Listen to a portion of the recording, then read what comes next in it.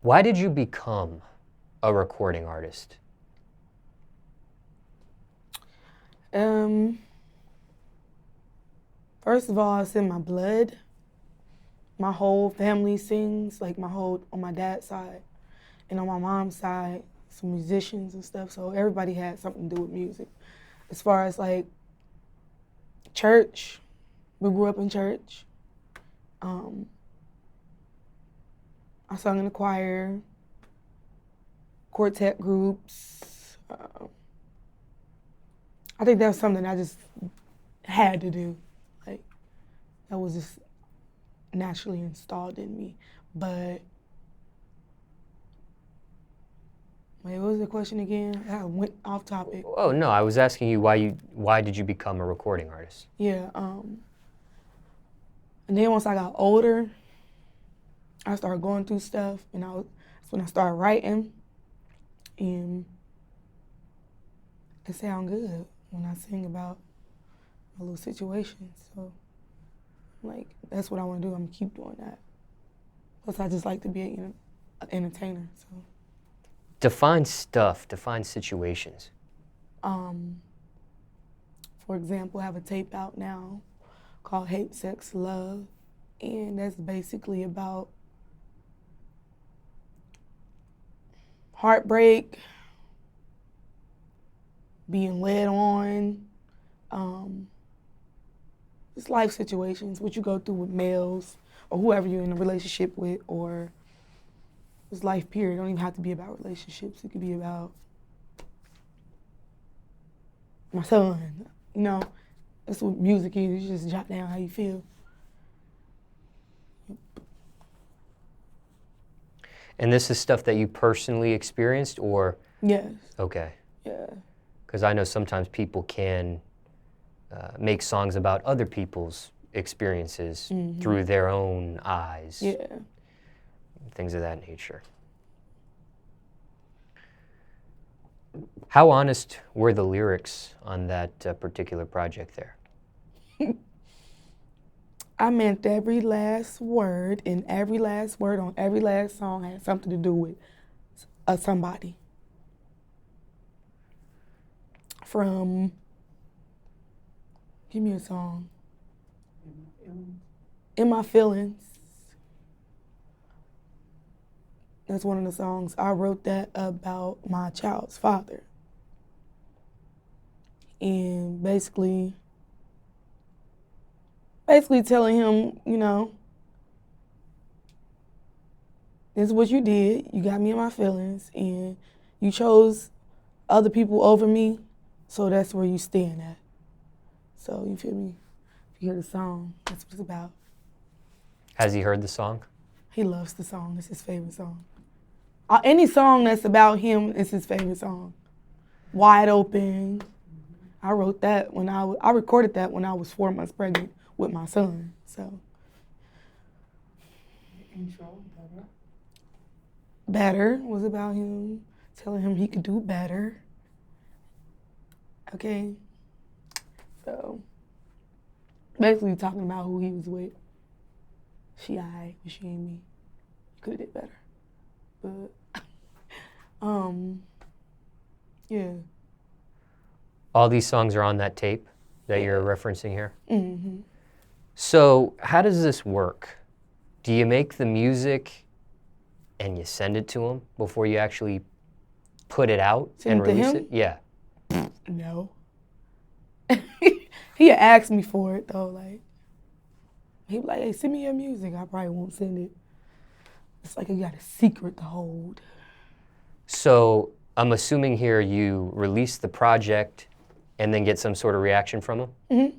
How soon? Explain what his reaction was. Explain how soon he contacts you after the project release. Give me that whole scenario there, how everything unwound. So once he got the music, he texted me In My Feelings, that song. He said, bitch, stop playing. That's what the response was to that. He don't like when songs is about him, but he likes the songs. So he'd tell me like, I bring out the best in you. I'm like, that's not a good thing. It's good music, but I don't be feeling good, you know? How you make me feel. Yeah. So what's your reaction to that text message? I laugh. Be laughing at him. You actually respond back with that, or you just, that's in your own personal head or out that's loud? Literally what it was. Own space. Laughing emojis. With the tongue out.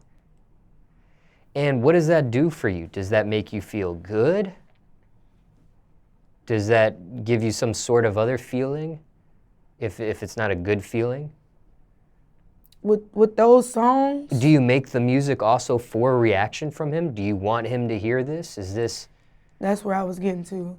So when I make the music, it's never, so we're not together. We've been separated for a minute. So when I make the music, it's basically, I want him to hear it to let him know, like with the songs I make, I'm not stuck on you. This is what happened, this is what you took me through, this is what we went through, and this is where I'm at.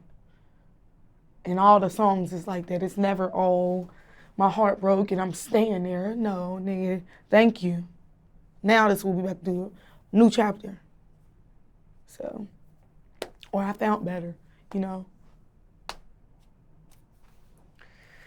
And someone watching this interview might say, instead of making a song, why don't you just tell him straight up? When it was going on, I definitely told him plenty of times. They don't want to hear that, but when I'm singing the hell out of it, now you feel it. Like, no. Does he want a piece of it? Piece of what? A piece of what? The money generated from the music? No, not at all. Hey, this song's about me. It's doing phenomenal. He want me to keep doing more music. He don't care about no daggone money. He don't want no credits or none of that. And I wonder, you know, taking your scenario and putting it on maybe in another person's scenario, you know, maybe somebody making a song about somebody and it going platinum or double platinum or triple platinum. I wonder how the other party in that feels, if they feel entitled to, you know, I didn't write the song, but the song's about me, and if we never went through what we went through, you wouldn't have this song to write that even would go platinum or double platinum or triple, you know? So I wonder, just a thought. So I don't think that he would do that. He'd take credit by saying, I bring out the best in you. Like, that's literally what he said. Not knowing, let me get this, let me get that. Put credit on this. You know, he don't be on that. He's like, yeah, I bring out the best in you. Yeah, no, I understand your scenario. I'm just wondering in other people's scenarios. If other scenarios. people, oh yeah, they better not. That's selfish. That's kind of selfish. That's, regardless of if you made that person feel that way to make that music, they still wrote that and jot that down themselves. So that'd be kind of petty. Try to take some, you know, credit for that. What if it wasn't even their fault? What if they broke up because the person that wrote the song broke up with them? And now they turned it into a song and they're making a lot of money off of it. It's platinum, it's double platinum, it's triple platinum. Well, that other person better go get in the studio and figure out some type of talent. And then maybe you can take some credit for your response to what they wrote about you or whatever you know, the situation. But I don't feel like no credit, ain't nothing with no credit. No credit. In that case, is your child's father, is he a recording artist by any chance? He record. I don't think he want to claim he's an artist. He make music for himself. So yeah, he don't put it out. He just has it, you know. Has he ever made a song about you? Nope. He better not. I do this. He better not. He make a song about me. I'm gonna have 20 more lined up, and they're gonna be all hits. No love lost though. Now, how did you get into R&B music specifically, that genre of music there? I got into R&B music growing up listening to, Brandy, Monica, Keisha Cole, Chris Brown, Tyrese, Tank, people like that, and Mario, Omarion, and I was doing gospel music, like growing up singing in the choir, and that's what my whole family does. So I'm like, when I ventured off on my own, I'm like, I'm scared because I really like R&B music. I'm scared that nobody would accept the fact that I want to do R&B music, but they accepted it. So yeah, and that's what I'm doing. That's what I like. They like gospel. I like gospel also, but I want to do R&B. How'd you tell them, or how did they find out?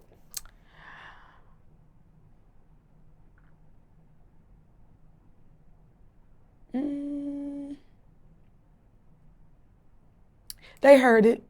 I didn't necessarily say, okay, y'all, I'm quitting gospel and I'm doing R&B. I ain't tell them like that. You just heard it when I dropped my song. Did you try to hide it from them at first? Mm-mm. And what was the initial reaction, and from who? They liked it. All of them like it. Siblings, mother? Yeah, my siblings and them already knew, but like my dad and my grandma, everybody else, they liked it. You tell your siblings keep quiet about it until I drop this, or? Mm-mm. Mm-mm. And that leads me to another question. When you were in the choir, what vocal position were you? Soprano. But when I was being lazy, alto. I could do all three though. So. Why those vocal positions in particular?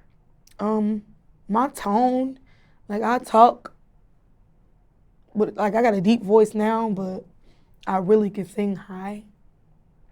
So, and then I was a strong soprano, so like one of the loudest. I had a loud voice, so that's like where everybody positioned me.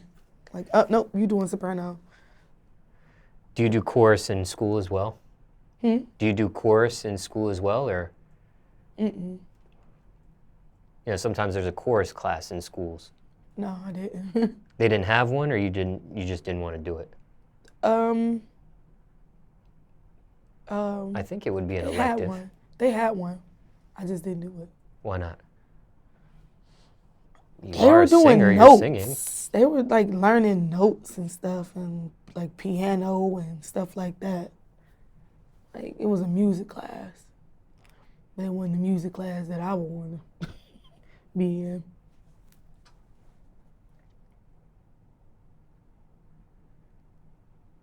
And so was gospel music the first genre of music you actually encountered? Yeah, gospel music was. And then R&B. And what led you to R&B? What drew you to R&B exactly back then? I know you mentioned artists, but what was it about R&B music that drew you? I just liked how it felt, how it made you feel. Well, gospel is just like,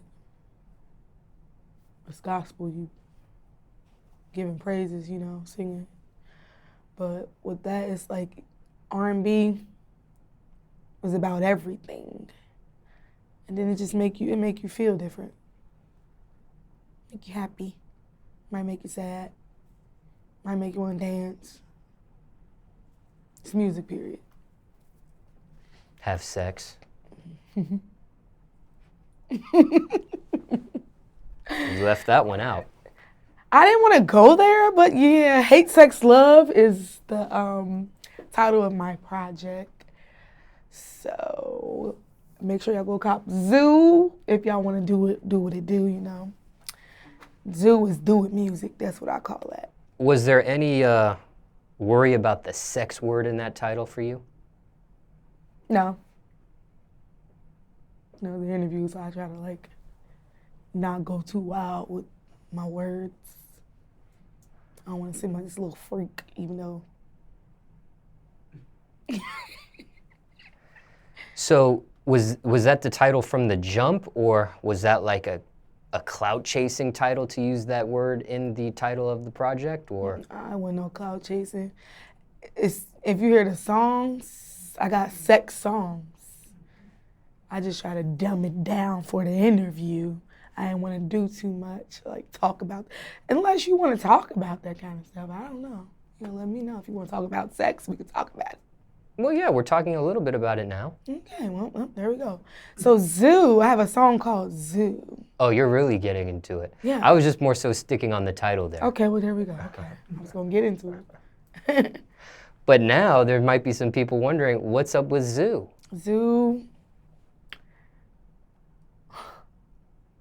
Zoo is about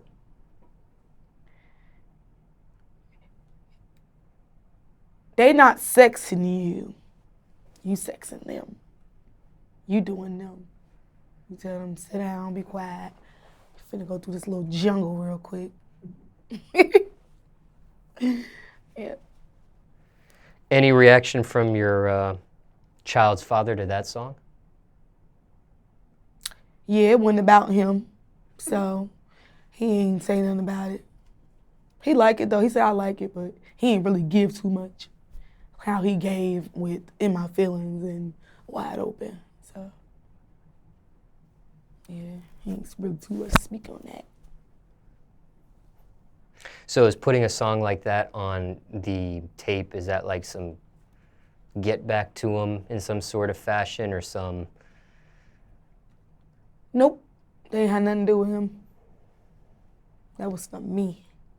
You know, I could see someone saying, all right, she's got these songs about the relationship, but then she'll throw a song like the Zoo song to kind of, you know, maybe. Zoo, for me, is me expressing myself and what I would do for my dude. Tell him, lay down, it's about you, but you ain't gotta do nothing. I'm finna do something. Let me do all the work.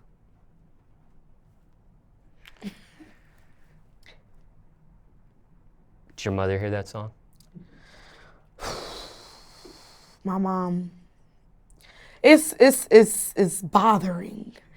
I like the fact that she supports me. I love the fact that she supports me in everything I do or did. She supported me.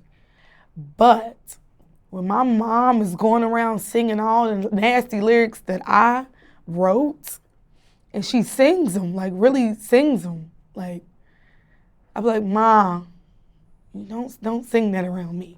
Go in the room and sing that. Wait till I leave or go home and sing. I don't want to hear you singing that. But yeah, she. At first, when I started doing nasty music, I'm like, Mom, you gotta get out. Cause she'd come to my sessions. I'm like, Mom, get out. I can't sing this while you here. Now she's like, point me in the direction. Like, girl, you should talk about this. Like, Mom, I want to hear that coming from you. But you're right. Let me put that in here. So is it awkward? Is it weird? Is it? At first it was awkward, and now it's like she got to be in the room while I'm recording now, because if I get stuck on a word, she'd be the one with that one word. Like, nuh-uh. Literally, what was it? Zoo, she said, this how you say it. Instead of him fucking you gon' fuck him. I said, Mom. I said, okay, never mind, you're right. Go ahead. I'm gonna take that. Keep it. And my last question with all this, is there even a talk between you and your mother about this sort of stuff, about these type of songs, or it's like something that's unsaid between you two, and you're older in age and she's older in age, and my mom, like, she's just jamming to it at this point? Yeah, that's what I was about to say. When I first start doing songs like that, she tried to like monitor me on it. She like, don't do too much. Don't do that type of stuff. Like, but then she started hearing music, like the nowadays music. She like, well, hell, everybody else is talking about it. Like, everybody talking about it. So I guess it's cool for you to talk about it. But she was trying to, like, shelter me with that. What age were you when you start making that kind of music? Just to put things in some more perspective. Roll It. Roll It, was that 2018? 2018, I did a song called Roll It. And yeah, she was sitting in a hallway on that one. And then when she heard it, she like, ugh, girl. But somehow she know every last lyric. So yeah.